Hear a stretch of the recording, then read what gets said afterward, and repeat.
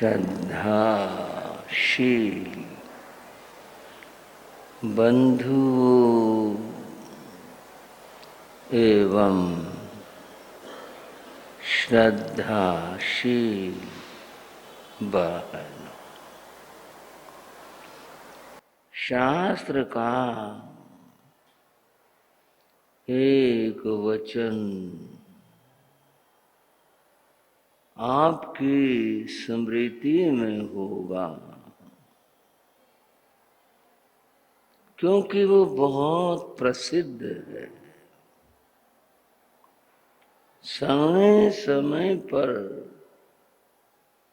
संत साधियां उस वचन को बोलते रहते हैं और आप सुनते हैं। वह वचन है, दुल्लहे खलु मानुषे भावे। मनुष्य का जन्म दुर्लभ है। जो कठिनाई से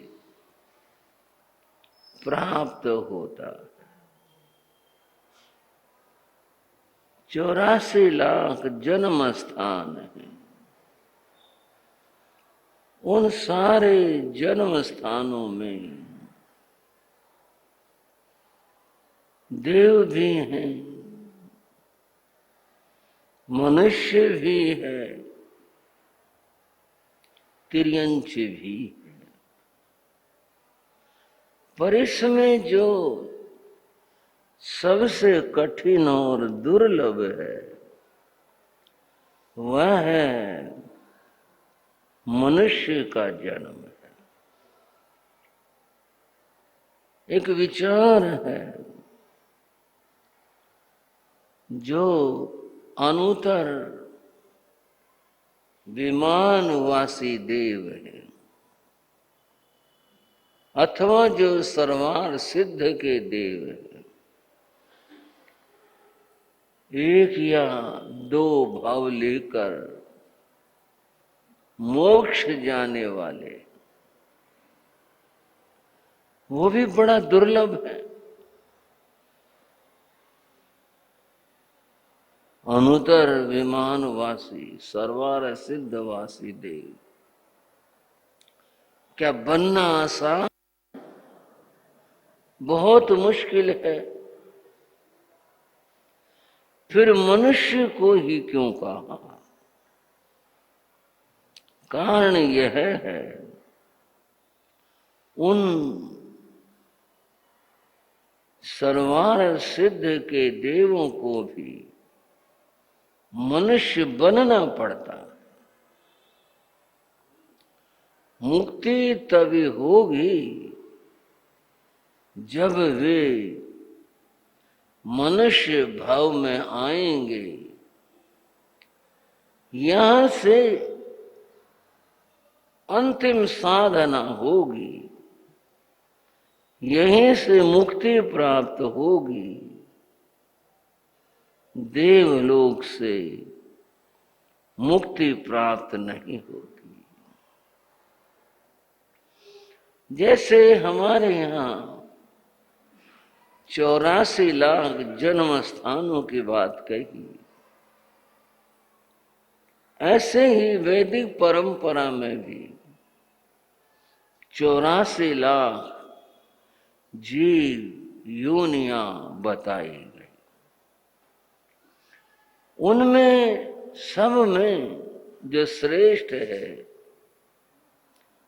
उसके लिए कहा, नहीं मनुष्यात् श्रेष्ठ तरम इह विद्यते। इस लोक में मनुष्य से श्रेष्ठ और कुछ नहीं। सबसे श्रेष्ठ जो बताया वह मनुष्य को बताया। बंधुओं, उर्दू की 2 पंक्तियां हैं, उनमें भी ये बात कही और कहा कि मनुष्य होना बहुत बड़ी बात है। लेकिन एक पंक्ति में कहा मगर इसमें लगती है मेहनत ज्यादा। इस जन्म को पाने के लिए और सफल बनाने के लिए ज्यादा परिश्रम करना पड़ता है। मनुष्य की बात कर रहे हैं। श्री स्थानम सूत्र में कहा तओ ठाणाई देवा पहिजा मनुष्य भवं आर्यं खेतं सुकुल जम्मं। 3 बातें उनकी देवता भी कामना करते। देवताओं के पास भौतिक दृष्टि से बड़ा वैभव है, सारे सुख हैं, सब कुछ है, पर देव भी क्या कामना करते हैं? हमें मनुष्य का जन्म प्राप्त हो, मनुष्य भवं, मनुष्य का जन्म प्राप्त हो, क्योंकि यही वो स्थान है जहां से मुक्ति प्राप्त होगी। लेकिन इसकी पूर्णता में कुछ और बातें भी हैं, और वे बातें हैं मनुष्य तो बने लेकिन अनार्य देश में उत्पन्न हो गए। ये आर्य और अनार्य की बात घृणा और द्वेष पर आधारित नहीं है, यह उनके कार्य पर आधारित है। अनार्य कौन है? कि जहां धर्म नहीं है वह अनार्य है। और धर्म की परिभाषा है जहां पर अहिंसा है वहां धर्म है। आप थोड़ा सा गौर करके देखेंगे कितनी दुनिया है जहां हाथ खून में रंगे रहते, कितने पाप होते, कितनी हिंसाएं होती। कुछ सीधे सीधे करते हैं, कुछ करवाते हैं, की हुई हिंसा में शामिल होते हैं। बहुत थोड़े लोग हैं, बहुत छोटा प्रदेश है जहां पर अहिंसा की और धर्म की बात है। वही क्षेत्र आर्य क्षेत्र है।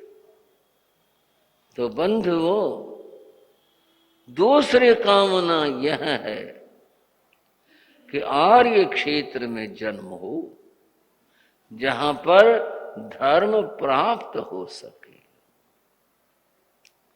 सुकुल जम्मं, अच्छे कुल में जन्म हो। आर्य क्षेत्र में भी सभी तरह के लोग रहते हैं। ऐसे भी कुल हैं जहां हिंसा और पाप है, वहां नहीं। जिन कुलों में, जिन घरों में धर्म है वह सुकुल है, उत्तम कुल है, श्रेष्ठ कुल है, उसमें हमारा जन्म। ये 3 बातें जो कही बंधुओं, इनके पीछे भाव क्या है? भाव है कि हम देव गति से मनुष्य गति में आए, यहाँ धर्म मिले, साधना करें और फिर हमारे को मुक्ति प्राप्त हो। और यह जो 84 लाख जन्म स्थानों का चक्र है, इससे मुक्ति प्राप्त हो। इसलिए देवता भी ये कामना और इच्छा करते। बंधुओं, इस मनुष्य जन्म में और देव जन्म में इसकी बात चल रही थी, और वो हमारी बात और चर्चा तामले ऋषि के प्रसंग से चल रही थी। भगवती सूत्र का वर्णन और जिक्र है। तामली ऋषि तपस्या कर रहे थे और फिर अंत में उन्होंने संतारा भी कर लिया। उनकी भाषा में जो भी रहा होगा, और वे पर्वत शिला के ऊपर लेट गए थे, संथारे में थे। उस समय बलिचंचा नाम की राजधानी, जो असुरों की राजधानी है, वह इंद्र विहीन थी। उसमें वहां इंद्र नहीं थे। जो इंद्र थे वो च्युय कर गई थी, और फिर नए इंद्र का जन्म नहीं हुआ। परिणामतः वहां की व्यवस्थाओं को एक समिति चला रही थी। उन्हें भी प्रतीक्षा थी कि किसी पुण्यवान का यहाँ जन्म हो, इंद्र बने, और फिर हमारी व्यवस्थाओं का संचालन हो। किसी का जन्म नहीं हुआ। तब फिर असुर कुमार देव यह देखते हैं कौन ऐसा पुण्यवान है, कौन ऐसा भाग्यवान है कि जो हमारे इंद्र पद को स्वीकार कर ले और हम सबका संरक्षण करे। उन्हें दिखाई दिए तांबले ऋषि। यदि ये ऋषि हमारे यहां इंद्र रूप में आ जाए तो बहुत अच्छा हो, पर आ कैसे जाएं? ऐसे तो नहीं आ सकते। वो संभव तब होगा कि जब ये निदान करें, संकल्प करें कि मेरी तपस्याओं का फल हो तो मैं बलिचंचा राजधानी में इंद्र पद के ऊपर इंद्र पद को प्राप्त करूं। यह अगर संकल्प करें तो बात बने। बंधुओं, असुर कुमार देव जहां पर ताम्ली ऋषि थे वहां आए।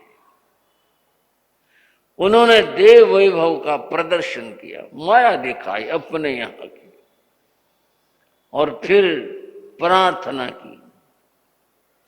ये जो कुछ हमने दिखाया ये तो बड़ा स्वल्प है। आप हमारे यहां आओ, इंद्र बनो, हम सबके सरताज बनो, और आप संकल्प करो कि मेरी तपस्याओं का फल हो तो मैं बलिचंचा राजधानी में जाकर इंद्र बनूं। उन्होंने ऐसा प्रयास किया। यह बात ताम्ले ऋषि की समझ में नहीं आई। उन्होंने कहा नहीं, मुझे नहीं जाना, असुर कुमारों में मुझे नहीं जाना, मैंने वहां कुछ नहीं करना, मुझे नहीं जाना। वो चुप रहे, मौन रहे, बिल्कुल तटस्थ रहे। देवों ने बहुत प्रयास, असुरों ने बहुत प्रयास किया, लेकिन वो थोड़ा सा भी विचलित नहीं हुए, और आखिरकार फिर वे भत्सना करते हुए, निंदा करते वहां से चले गए। अब बात बड़ी समझने की है। यहां से बात तो सारी समझने की, पर यहां की बात बड़ी विचित्र है। ताम्ल ऋषि तपस्या करते हैं, घोर तपस्या उन्होंने की, संथारा करके उन्होंने जो भी था सब सहन किया। अंत में जब ऐसी स्थिति आयुष की पूरी होती है उनकी आत्मा देह छोड़ देती है और उनका जन्म दूसरे देवलोक में जाकर हुआ। कहां हुआ? दूसरे देवलोक। उस समय वहां भी इंद्र पद खाली था दूसरे देवलोक का, और उनका जन्म हुआ वहां इंद्र के रूप में। तो दूसरे देवलोक का नाम ईशान देवलोक है। वहां का जो इंद्र है वो ईशान इंद्र कहलाते हैं और वे ईशान इंद्र बने जाकर के। वहां बड़ा उत्सव मनाया गया कि हमारे यहाँ इंद्र का जन्म हुआ, हमारे यहाँ इंद्र पद खाली था, हमारे यहाँ इस बात की आवश्यकता थी, बहुत खुशियां मनाई सब कुछ, और वे उस पद को पा करके बड़े संतुष्ट हुए, हर्षित हुए, प्रसन्न हुए। बंधु, गौतम स्वामी ने ताम्र ऋषि की तपस्या के बारे में पूछा। भंते, ताम्र ने इतने घोर तपस्या की लेकिन वे केवल ज्ञान को उपलब्ध नहीं हो सके, ऐसी क्या बात हुई? उनकी तपस्या में क्या कमी रही जो वे केवल ज्ञान को उपलब्ध नहीं हो सके? भगवान ने कहा, गौतम, ताम्र ऋषि की तपस्या बहुत थी लेकिन उनका तप अज्ञान तप था। कौन सा तप? अज्ञान तप था। इस कारण से वे केवल ज्ञान को प्राप्त नहीं कर सके। अज्ञान तप से देवलोक प्राप्त होता है, मुक्ति प्राप्त नहीं होती। तपस्या उनकी बहुत थी पर अज्ञान तप था।